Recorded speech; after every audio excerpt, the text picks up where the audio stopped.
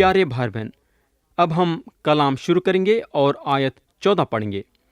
لکھا ہوا ہے، تب فرعون نے یوسف کو بلوا بھیجا، سو انہوں نے جلد اسے قید خانے سے باہر نکالا اور اس نے حجامت بنوائی اور کپڑے بدل کر فرعون کے سامنے آیا۔ پیارے بھائی بہن، یوسف جو ہیں خوابوں خیال میں بھی نہیں تھے ہوں گے کہ انہوں ایسا قید خانے کے باہر آئیں گے۔ یا اگر ہم دیکھیں گے تو یوسف داڑھی منڈائے۔ آپ ایک بات یاد رکھنا کہ عبرانیہ وہ دنوں میں اپنی داڑھی نہیں منڈاتے تھے، لیکن اگر ہم مصریوں کے پتلے یا ان کے تصویریں دیکھیں گے تو ہم کو معلوم ہوگا کہ ان لوگاں داڑھی نہیں پالتے تھے، مگر اپنے داڑھی کو منڈا کے پاک صاف رکھتے تھے۔ اور یہاں ہم کو ایک زبردست پیغام ملتا ہے۔ اگر ہم یہاں دیکھیں گے تو یوسف قید خانے سے باہر نکالے جاتے ہیں، انہوں داڑھی منڈاتے ہیں اور اپنے قید خانے کے کپڑے نکالتے ہیں، دوسرے کپڑے پہنتے ہیں۔ اس کے بعد تو یہ جو ہے ان کے سامنے ایک نئی زندگی ہے، یعنی کہ مردوں میں سے جی اٹھنے کے بارے میں، یعنی کہ اس کے برابر واقعی میں انہوں اٹھائے گئے ہیں اور اب انہوں غیر قوموں کے پاس روانہ ہوتے ہیں۔ تو پیارے بھائی اور بہن، واقعی میں یہاں ہم کو یسوع مسیح کی زبردست تصویر دکھائی دیتی ہے۔ آیت 15 میں لکھا ہوا ہے، فرعون نے یوسف سے کہا، میں نے ایک خواب دیکھا ہے جس کی تعبیر کوئی نہیں کر سکتا، اور مجھ سے تیرے بارے میں کہتے ہیں کہ تو خواب کو سن کر اس کی تعبیر کرتا ہے۔ تو یہاں فرعون یوسف کو یہ ارادے سے بلایا کہ یوسف اس کے خواب کی تعبیر دیں گے۔ فرعون کی آنکھ یوسف پہ تھی۔ فرعون کے دماغ میں یہ بات گئی کہ اس کی خواب کی تعبیر یوسف دے سکتے ہیں، مگر ہم کو معلوم ہونا چاہیے کہ یوسف فرعون کی آنکھ ان پہ سے ہٹا کے خدا کے طرف رجوع کرے۔ انہوں سارا جلال خدا کو دیے۔ آیت 16 میں لکھا ہوا ہے، یوسف نے فرعون کو جواب دیا، میں کچھ نہیں جانتا، خدا ہی فرعون کو سلامتی بخش جواب دے گا۔ یوسف کا نظریہ یہ تھا کہ سارا جلال خدا کو جانا۔ تو یہاں ہم یہ خیال ضرور کرنا کہ خدا جو ہمارے زندگی میں کرتا ہے اس کا جلال خدا کو جانا۔ اگر کسی کو ہمارے ذریعے سے برکت ملتی ہے، وہ برکت ہمارے طرف سے نہیں ہے بلکہ خدا کی طرف سے ہے۔ کئی کو بولے تو خدا ہمارے میں ہو کے کام کر رہا ہے، اور یہ بات کو یوسف جانتے تھے، اس لیے انہوں فرعون کو جواب دے سکے کہ میں کچھ نہیں جانتا۔ خدا فرعون کو سلامتی بخش جواب دے گا۔ اس کے بعد فرعون اپنے خواب کو یوسف کے سامنے بتایا، یعنی کہ اپنے خواب کا بیان کرا۔ اب ہم دیکھیں گے کہ یوسف فرعون کے خواب کو سن کے کیا تعبیر دیے۔ آیت 25 سے 37 تک پڑھیں گے۔ تب یوسف نے فرعون سے کہا کہ فرعون کا خواب ایک ہی ہے، جو کچھ خدا کرنے کو ہے اس سے اس نے فرعون پر ظاہر کیا ہے۔ وہ 7 اچھی اچھی گائیں 7 برس ہیں، اور وہ 7 اچھی اچھی بالیں بھی 7 برس ہیں۔ خواب ایک ہی ہے، اور وہ 7 بدشکل اور دبلی گائیں جو ان کے بعد نکلی، اور وہ 7 خالی اور پوربی ہوا کی ماری مرجھائی ہوئی بالیں بھی 7 برس ہی ہیں، مگر کال کے 7 برس۔ یہ وہی بات ہے جو میں فرعون سے کہہ چکا ہوں کہ جو کچھ خدا کرنے کو ہے اسے اس نے فرعون پر ظاہر کیا ہے۔ دیکھ، سارے ملک مصر میں 7 برس تو پیداوار کثیر کے ہوں گے، ان کے بعد 7 برس کال کے آئیں گے، اور تمام ملک مصر میں لوگ اس ساری پیداوار کو بھول جائیں گے، اور یہ کال ملک کو تباہ کر دے گا، اور ارزانی ملک میں یاد بھی نہیں رہے گی، کیونکہ جو کال بعد میں پڑے گا وہ نہایت ہی سخت ہوگا۔ اور فرعون نے جو یہ خواب 2 دفعہ دیکھا، تو اس کا سبب یہ ہے کہ یہ بات خدا کی طرف سے مقرر ہو چکی ہے، اور خدا اسے جلد پورا کرے گا۔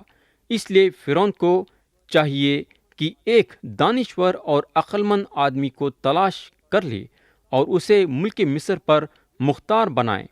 فرعون یہ کرے تاکہ اس آدمی کو اختیار ہو کہ وہ ملک میں ناظروں کو مقرر کر دے اور ارزانی کے 7 برسوں میں سارے ملک مصر کی پیداوار کا 5واں حصہ لے لے، اور وہ ان اچھے برسوں میں جو آتے ہیں سب کھانے کی چیزیں جمع کریں اور شہر شہر میں غلہ جو فرعون کے اختیار میں ہو خوریش کے لیے فراہم کر کے اس کی حفاظت کریں۔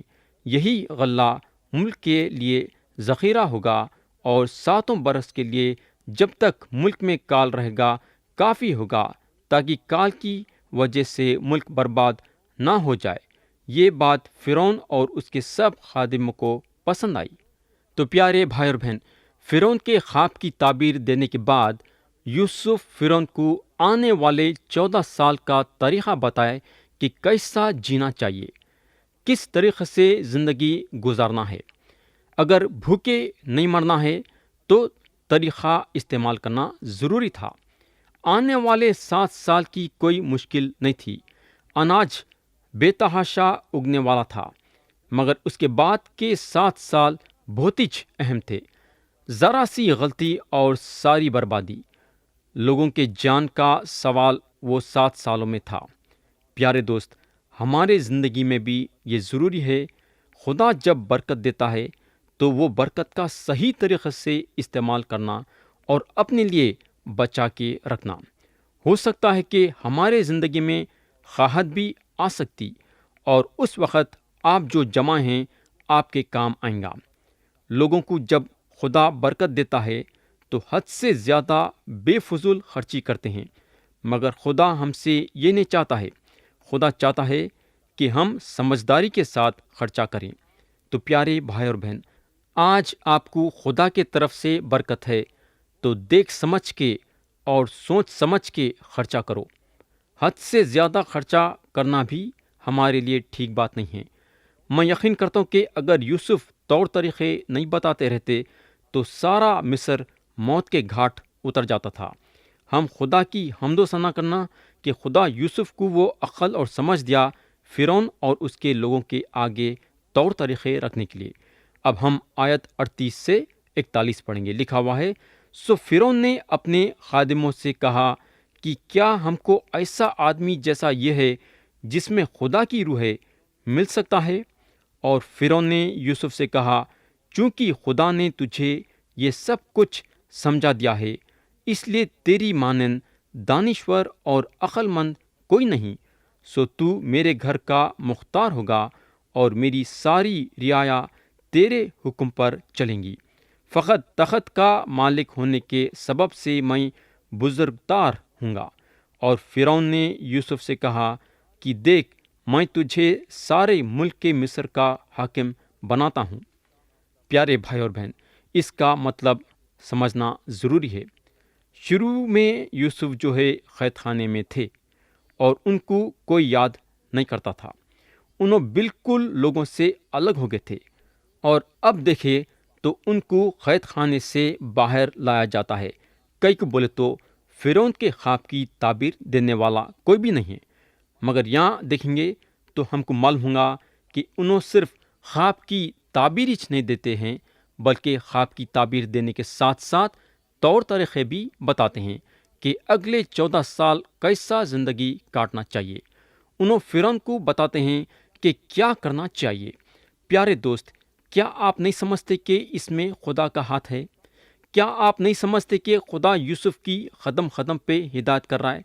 کیا آپ نہیں سمجھتے کہ یوسف خدا کے نیک ہدایت کے ساتھ چل رہے ہیں؟ یہ شک کی بات نہیں ہے کہ خدا یوسف کے ساتھ تھا۔ تو پیارے بھائی اور بہن، اب سوال یہ پیدا ہوتا ہے کہ کون یوسف سے بہتر ہو سکتا تھا جو آنے والے 14 سال کے لیے طور طریقے بتا سکتا تھا تاکہ لوگ بھوکے نہ مرے؟ یا فرعون یوسف کو پہچان لیا کہ یوسف ہر چیز کرنے کے قابل ہیں، یوسف میں قابلیت ہے۔ میرے بھائی، کیا آپ نہیں سمجھتے کہ یوسف فوتیفار کے گھر میں ٹرین ہوئے؟ کیا آپ نہیں سمجھتے کہ خدا یوسف کی فوتیفار کے گھر میں ٹریننگ کرتا تھا؟ سب سے پہلے تو ہم یہ سوچیں گے کہ آخر خدا کئی کو ان کو فوتیفار کے گھر میں پہنچایا، لیکن اب ہم کو سمجھ میں آتا ہے کہ کئی کو خدا یوسف کو فوتیفر کے گھر میں لایا۔ خدا ان کو وہ گھر میں پوری طریقے سے کامل بنانا چاہتا تھا۔ خدا چاہتا تھا کہ یوسف فوتیفار کے گھر میں تجربہ حاصل کرے، وہ گھر کے سارے ذمہ داریوں کو اپنے کندھوں پہ اٹھا کے یوسف گھر کو سنبھالنے کا تجربہ حاصل کرے، اور یہ چیز ان کی مدد کری سارے مصریوں کی ذمہ داری اپنے کندھوں پہ اٹھانے کے لیے۔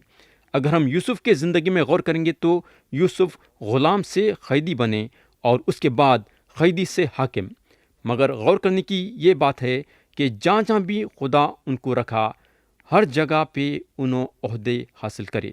فوتیفار کے گھر میں انہوں بڑے بنائے گئے، قید خانے میں انہوں بڑے بنائے گئے، اور مصر میں انہوں بڑے بنائے گئے۔ پیارے بھائی اور بہن، جب خدا کسی کو قابل بناتا ہے نا تو لوگاں اس کی عزت کرتے ہیں۔ فوتیفار کے گھر میں ان کو جھوٹا الزام لگایا گیا، وہ الگ بات ہے، مگر سچا یہ ہے کہ فوتیفار ان کی عزت کرا، جیلر ان کی عزت کرا، اور بادشاہ فرعون ان کی عزت کرا۔ اگر ہم آیت 42 پڑھیں گے تو لکھا ہوا ہے، اور فرعون نے اپنی انگشت تری اپنے ہاتھ سے نکال کر یوسف کے ہاتھ میں پہنا دی، اور اسے باریک کٹان کی لباس میں آراستہ کروا کر سونے کا توق اس کے گلے میں پہنایا۔ تو پیارے بھائی اور بہن، جب خدا ہمارے زندگی میں کام کرنے لگتا ہے نا تو لوگ ہماری عزت کرتے ہیں۔ فرعون جو مصر کا بادشاہ تھا، خدا اس کو بھی یوسف کے سامنے جھکا دیا۔ سارے لوگوں کے سامنے فرعون یوسف کی عزت کرا، بلکہ فرعون کی رعایا بھی یوسف کی عزت کرنے کو لگی۔ آیت 43 اور 44 میں لکھا ہوا ہے، اور اس نے اسے اپنے دوسرے رتھ میں سوار کرا کر اس کے آگے آگے یہ منادی کروا دی کہ گھٹنے ٹیکو، اور اس نے اسے سارے ملک مصر کا حاکم بنا دیا۔ اور فرعون نے یوسف سے کہا، میں فرعون ہوں، اور تیرے حکم کے بغیر کوئی آدمی اس سارے ملک مصر میں اپنا ہاتھ یا پاؤں ہلانے نہ پائے گا۔ پیارے بھائی بہن، مگر یہاں بات ختم نہیں ہوئی۔ آیت 45 میں لکھا ہوا ہے، اور فرعون نے یوسف کا نام صفنت فنے رکھا، اور اس نے اون کے پجاری فوتیفرا کی بیٹی آسینات کو اس سے بیاہ دیا، اور یوسف ملک مصر میں دورہ کرنے لگا۔ پیارے بھائی بہن، فرعون جو ہے ان کو مصری نام دے کے اور مصری عورت کو ان کی بیوی بنا کے یہ بتانا چاہ رہا تھا کہ انہیں ان کو پوری طریقے سے قبول کر لیا ہے۔ ہو سکتا ہے کہ مصری لوگوں کو مشکل ہو رہی تھی ہوں گی یوسف کے نام سے بلانے کے لیے، اس لیے شاید فرعون ان کو مصری نام دیا۔ فرعون جو ہے ان کو پجاری فوتیفرا کے بیٹی سے ان کی شادی کرا کے یہ ظاہر کرنا چاہتا تھا کہ انہیں ان کی کتنی عزت کرتا ہے۔ آیت 46 میں لکھا ہوا ہے، اور یوسف 30 برس کا تھا جب وہ مصر کے بادشاہ فرعون کے سامنے گیا، اور اس نے فرعون کے پاس سے رخصت ہو کر سارے ملک مصر کا دورہ کیا۔ تو پیارے بھائی بہن، یہاں اگر ہم دیکھیں گے تو یہاں یوسف کی عمر بتائی گئی ہے کہ انہوں 30 برس کے تھے جب ان کو فرعون کے پاس لایا گیا۔ یوسف جو ہیں مصر میں 13 برس سے تھے، ان کی زندگی 13 برس مصر میں کٹی، اور اس کے بعد انہوں فرعون کے سامنے آئے، اور اس میں سے شاید 3 سال انہوں قید خانے میں کاٹے ہوں گے، اور ہو سکتا ہے کہ 10 سال انہوں فوتیفار کے گھر میں تھے۔ اس سے پتہ چلتا ہے کہ ان کی زندگی الگ الگ حصوں میں کٹی جب انہوں مصر میں تھے۔ اور دوست، یہ 13 سال مصر میں کاٹنے کے بعد انہوں حاکم کے عہدے پہ آئے۔ فرعون کے بعد ان کا نمبر تھا۔ اب آپ سوچ سکتے کہ کہاں فوتیفر کا گھر، کہاں جیل خانہ، اور کہاں فرعون کا محل۔ میرے دوست، جب خدا کام کرنے نکلتا ہے نا تو ایسا کام کرتا ہے۔ اب ہم سوچ سکتے کہ کئی کو فرعون ان کو اپنے پورے دل سے قبول کرا۔ اس کی وجہ یہ ہے کہ خدا ان کے ساتھ تھا، اور یہ بات ہم ان کی زندگی میں شروع سے دیکھ لیتے آئے ہیں۔ خدا کا ہاتھ یوسف کے کندھوں پہ تھا اور خدا ان کو اپنے قدم پہ لے کے چل رہا تھا۔ آیت 47 اور 48 پڑھیں گے۔ اور ارزانی کے ساتھ برسوں میں افراط سے فصل ہوئی، اور وہ لگاتار 7 برس ہر قسم کی خورش جو ملک مصر میں پیدا ہوتی تھی جمع کر کر کے شہروں میں اس کا ذخیرہ کرتا گیا۔ ہر شہر کی چاروں اطراف کی خورش وہ اسی شہر میں رکھتا گیا۔ پیارے بہن بہن، یہاں اگر ہم غور کریں گے تو یوسف جمع کر کر کے شہروں میں بھرتے گئے۔ انہوں آگے کے 7 سالوں کے بارے میں سوچ رہے تھے اور اس حساب سے اناج کو جمع کر رہے تھے۔ ان کو معلوم تھا کہ آنے والے 7 سال قحط کے ہیں۔ خدا ان کو اتنی عقل اور سمجھ دیا کہ انہوں یہ جمانے کا کام کر رہے تھے۔ آیت 49 میں لکھا ہوا ہے، اور یوسف نے غلہ سمندر کی ریت کی مانند نہایت کثرت سے ذخیرہ کیا، یہاں تک کہ حساب رکھنا بھی چھوڑ دیا کیونکہ وہ بے حساب تھا۔ تو پیارے بھائی اور بہن، یوسف جو طریقے سے جمع کرنے کا سوچ رہے تھے نہیں کر سکے۔ ان کا بھی دماغ ایک حد تک چلا، اس کے بعد ان کے لیے بھی ناممکن ہو گیا تھا حساب رکھنے کے لیے۔ کئی کو بولے تو خدا کی برکت مصر میں حد سے زیادہ تھی۔ تو پیارے بھائی اور بہن، ہم یہ ضرور یاد رکھنا کہ برکت ہم کو خدا کی طرف سے ملتی ہے۔ ہم چاہے کتنی بھی محنت کیوں نہ کر لیو، اگر ہم خدا کے برکت کا ہاتھ ہمارے ساتھ نہیں ہے تو ہماری ساری محنت بیکار ہے۔ اس لیے ہم خدا سے بار بار یہ دعا کرنا کہ خداون میرے ہر کام میں تیرے برکت کا ہاتھ رہے۔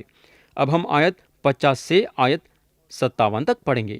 اور کات سے پہلے اون کے پجاری فوتیفرا کی بیٹی اسنات کے یوسف سے 2 بیٹے پیدا ہوئے، اور یوسف نے پہلوتے کا نام منسی یہ کہہ کر رکھا کہ خدا نے میری اور میرے باپ کے گھر کی سب مشقت مجھ سے بھلا دی، اور دوسرے کا نام افرایم یہ کہہ کر رکھا کہ خدا نے مجھے میری مصیبت کے ملک میں پھلدار کیا۔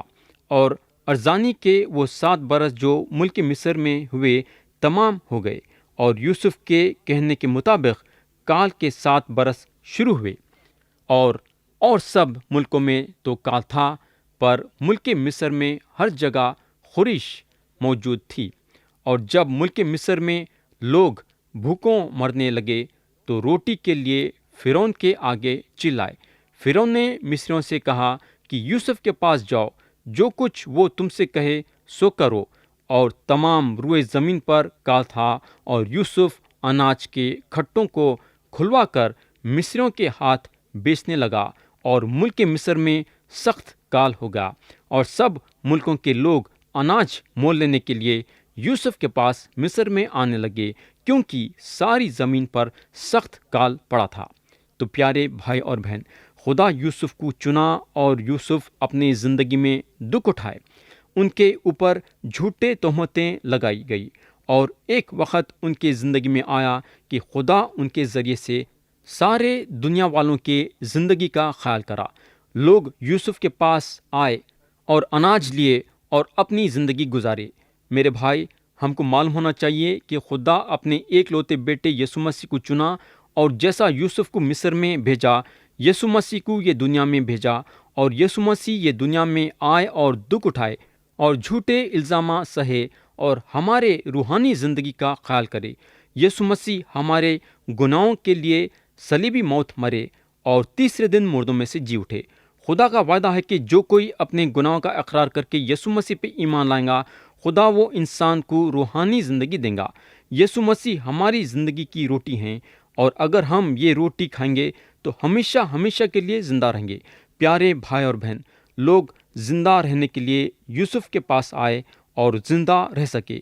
کیا آپ یسوع مسیح کے پاس آ کے ہمیشہ کے لیے روحانی طور سے زندہ رہنا چاہیں گے؟ کیا مرضی آپ کی ہے اور فیصلہ آپ کا ہے۔